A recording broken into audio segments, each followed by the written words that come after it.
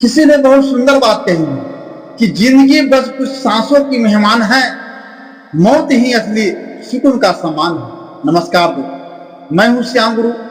आज मैं आपको सुनाने जा रहा हूं एक ऐसी कहानी जो जीवन या और मृत्यु के असली रहस्य को उजागर करती है। यह कहानी आपको न केवल जीवन की कीमत सिखाएगी, बल्कि यह भी बताएगी कि मृत्यु से डरना नहीं बल्कि उससे सीखना चाहिए।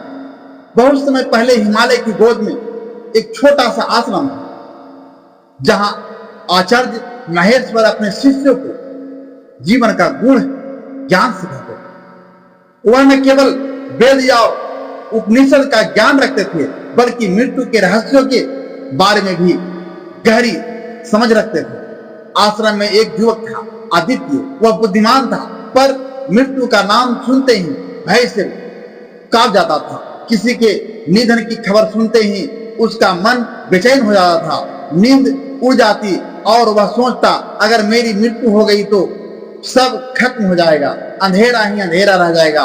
एक दिन आदित्य ने आचार्य से कहा, गुरुदेव, मैं जीवन का आनंद नहीं ले पा रहा हूं, क्योंकि मुझे हर समय मृत्यु का डर सताता है।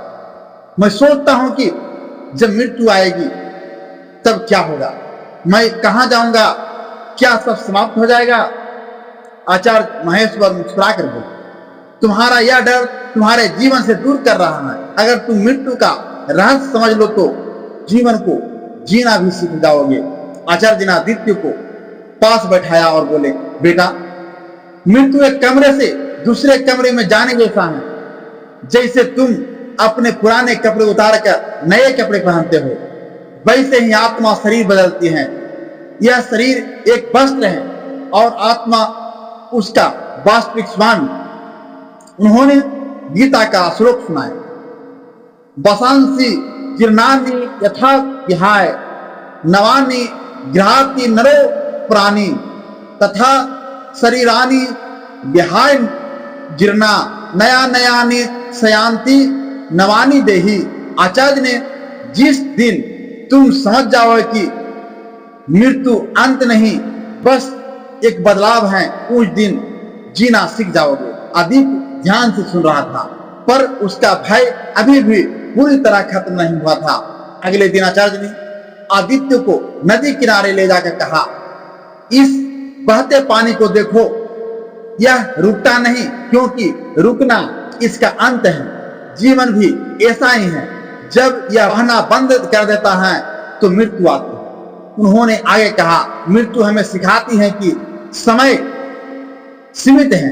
अगर तुम जानते हो कि तुम्हारे पास केवल कुछ दिन का जीवन है, तो तुम हर दिन को पूरी तरह जीने की कोशिश करोगे।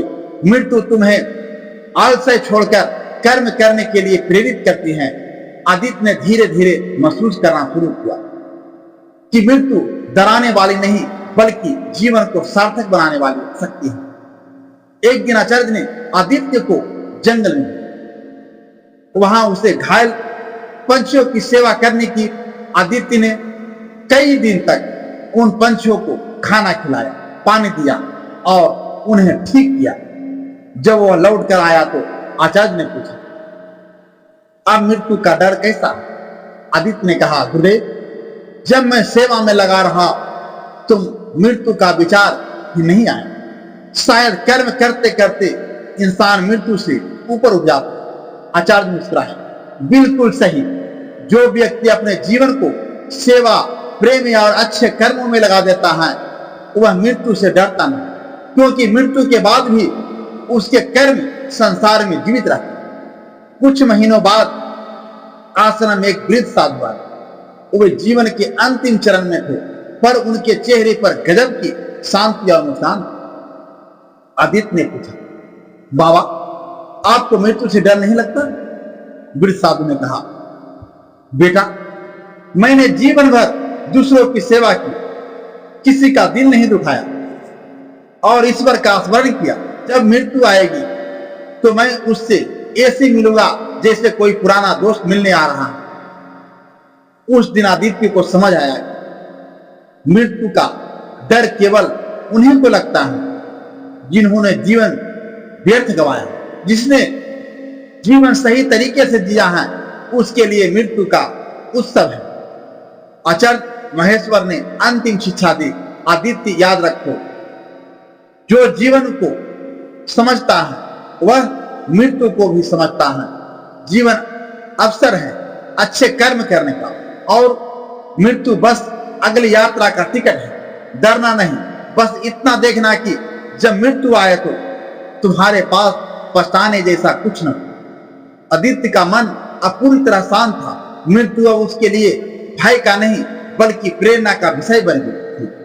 उसने ठान लिया कि हर दिन को आखिरी दिन समझकर अच्छे कर्म करेगा और सेवा में अपना जीवन बिताएगा। दोस्तों, मृत्यु हमें याद दिलाती है कि जीवन सीमित है और इसी वजह से यह कीमती है।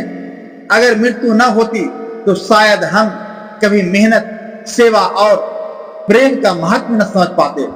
इसलिए डरने के बजाय मृत्यु को जीवन का सबसे बड़ा शिष्य मानिए और हर दिन को पूरी तरह से जिए। मैं फिर से एक बार वही कहना चाहता हूं कि मेहनत को पूजा और ईश्वर को साथी बना लो, फिर दुनिया तुम्हारे नाम से नहीं तुम्हारे रास्ते से पहुंचाएंगे। याद रखिए, हर सुबह 5:30 मेरे साथ सुनिए एक नई कहानी। आपकी दुआओं और आपके साथ से यह कहानी आप तक पहुंचे। प्रभु आपके जीवन में भी वह शक्ति दे जो हर कठिनाइयों को अवसर में बदल दे।